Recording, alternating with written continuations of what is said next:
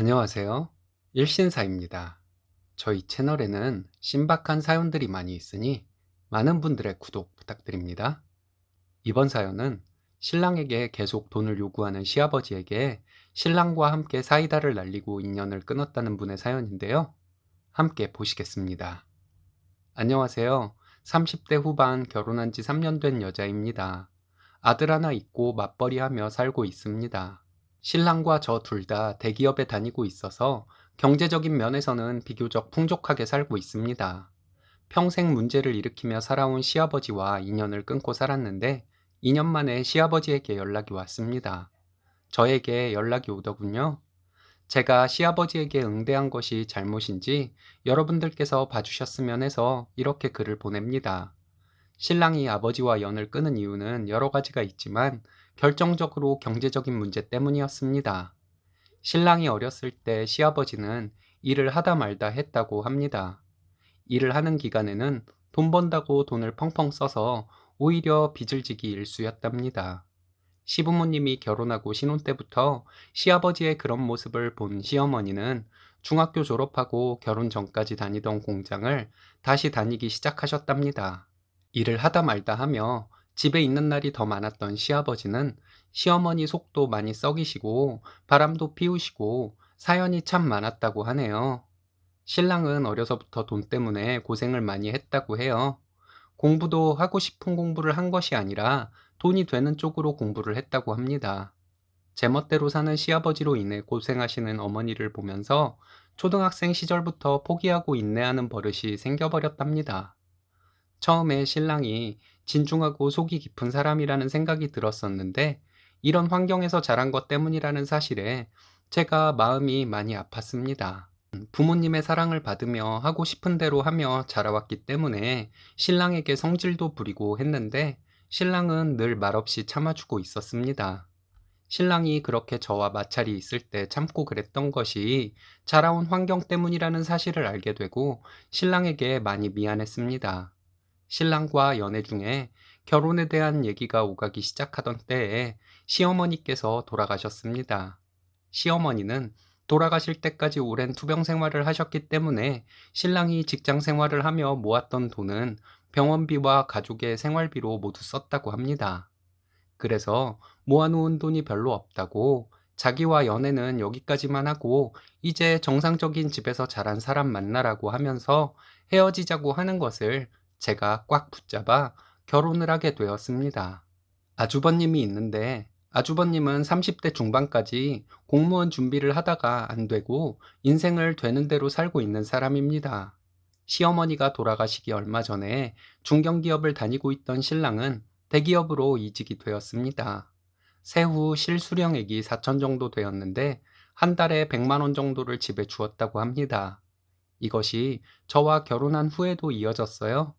저는 상관하지 않았습니다. 저도 벌 만큼 벌고 어릴 때부터 실질적인 가장으로 살아온 신랑이 하고 싶은 대로 하도록 두고 싶었습니다.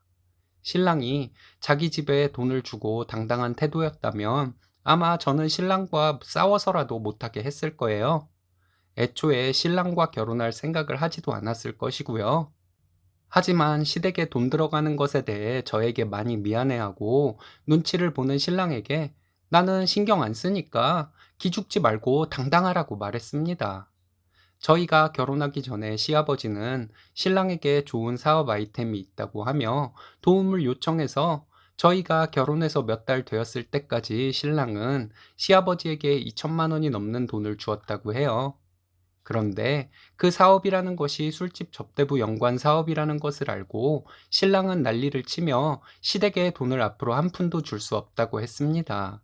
신랑이 시아버지에게 이제 결혼을 해서 자기가 버는 돈이라고 자기 마음대로 할 수 있는 것이 아니라고 말해서 시아버지는 마지못해 알겠다고 했답니다. 그런 일이 있고 나서 몇 달 뒤에 시아버지는 신랑에게 또 돈을 빌려달라고 요구했는데 신랑은 강하게 거절하며 이제라도 좀 생산적인 일을 하시라고 했대요. 그랬더니 시아버지는 서운하다며 앞으로 연락하지 말자고 하며 가셨다고 합니다. 신랑이 돈과 관련해서 시댁에 대한 얘기를 할 때마다 저는 듣기만 하고 아무 말도 하지 않았습니다. 아버지란 사람이 어떻게 그럴 수가 있냐는 말이 제 입에서 나올 것 같아서 말을 못한 것이죠. 신랑이 얘기하면 듣고 아니면 말고 이런 식으로 지냈어요. 아이가 태어나고 아이로 인해 행복한 얘기만 하기에도 시간이 부족했거든요. 시아버지와 연락하지 않고 2년이 넘었습니다. 신랑에게 가끔 고모님이나 큰어머님이 전화를 한다는 사실은 저도 알고 있었어요. 그분들은 신랑에게 전화해서 아버지께 연락해라. 자식인데 그러면 쓰냐? 라는 식으로 문자와 전화를 했다고 합니다. 신랑은 이 일로 마음이 안 좋을 때가 가끔 있었습니다. 저에게 표현을 하지는 않았지만요. 신랑이 저에게 이런 것들을 전부 다 얘기하면서 자기가 아버지와 연락을 다시 하게 되면 자기 돈도 들어가겠지만 아버지도 자기에게 의지하려고만 할 것 같아서 안 되겠다고 하는데 저도 마음이 많이 아팠습니다. 저는 신랑에게 오빠 말이 다 맞다고 오빠가 생각한 대로 하면 되는 것이라는 말 외에는 해줄 말이 없었습니다. 며칠 전에 시아버지가 저에게 전화를 했더군요. 신랑이 전화가 안 돼서 저에게 전화를 했다고 하더니 신랑에게 전화 좀 하라고 전해달라 하셨습니다. 제가 회사에 있을 때 통화를 한 것이라 알겠다고만 말하고 전화를 끊었는데 퇴근하고 저녁 시간에 또 전화가 왔습니다. 시아버지는 아직 신랑이 퇴근을 안 했냐고 하면서 급하게 통화할 일이 있다고 하는데 그 급하다는 말에 너무 화가 났습니다. 급한 것이라는 게 돈 문제가 생겼다는 것 말고는 없을 것 같았습니다. 그래서 저는 아들에게 다시는 연락하지 말자고 했으면서 왜 연락하셨냐고 말했어요. 그건 네가 상관할 일이 아니고 라는 말에 왜 내가 상관이 없냐고 또 돈 얘기하시려는 것을 저도 뻔히 아는데 내가 와이프인데 상관이 왜 없냐고 말씀드렸어요. 그랬더니 시아버지는 애비가 어려우면 아들에게 도움을 청할 수도 있는 것이지 그걸 가지고 네가 이따위로 말하냐고 하시더군요. 돌아가신 어머님이 일해서 돈 벌고 아주버님과 신랑을 키우고 살림까지 하며 고생만 하시다가 일찍 돌아가셨는데 그동안 아버님은 뭐 하셨냐고 돈 사고 치고 바람 피우고 자식들 성인이 되고 나서는 자식에게 손 벌리고 일할 생각은 없이 또 자식에게 돈 달라고 전화를 한 것이 말이 되냐고 말했어요. 아버님은 저에게 또 네가 상관할 일이 아니니 신랑에게 전화하라고 말해달라 하더군요. 알겠다고 했습니다.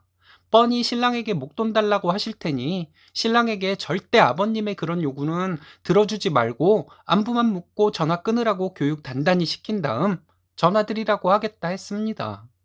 신랑이 퇴근해서 들어와서 시아버지와 통화한 내용을 말했더니 신랑이 화가 나서 바로 시아버지께 전화를 하더라고요. 전화해서 또 얼마가 필요하시냐 물었더니 500을 요구하셨대요.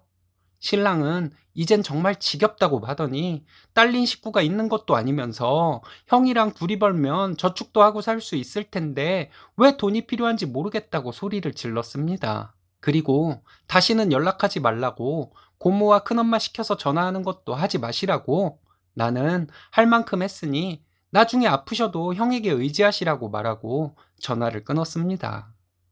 전화를 끊고 신랑이 목소리는 떨리면서 아무렇지도 않은 듯이 말하는데 마음이 너무 아팠습니다. 위로의 말을 하거나 안아주거나 하면 신랑이 울까봐 그렇게 해주지도 못했어요.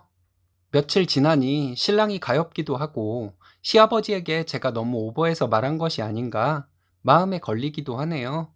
신랑은 자기가 하고 싶은 말을 제가 대신 해줬다고 잘했다고 하지만 신랑이 알아서 하도록 하고 저는 그냥 모른 척하고 있어야 했나 하는 생각도 듭니다. 여러분들은 제가 시아버지에게 응대한 것에 대해 어떤 생각이 드시는지 궁금합니다. 읽어주셔서 감사합니다. 어린 시절 일 안 하는 남편과 어린 아들을 데리고 살며 눈두덩이에 가끔 멍이 들어있던 동네 미용실 아줌마가 생각나네요. 쓰니님이 잘하신 것 같은데요. 갈팡질팡하는 마음 아내가 잡아주기를 남편분도 원하고 계실 것 같습니다. 오늘의 사연은 여기까지입니다. 재밌으셨다면 좋아요, 구독 부탁드려요. 일신사는 여러분들의 사연으로 제작됩니다. 많은 사연 제보 바랍니다. 여러분들의 사연은 아래 메일 주소로 부탁드려요.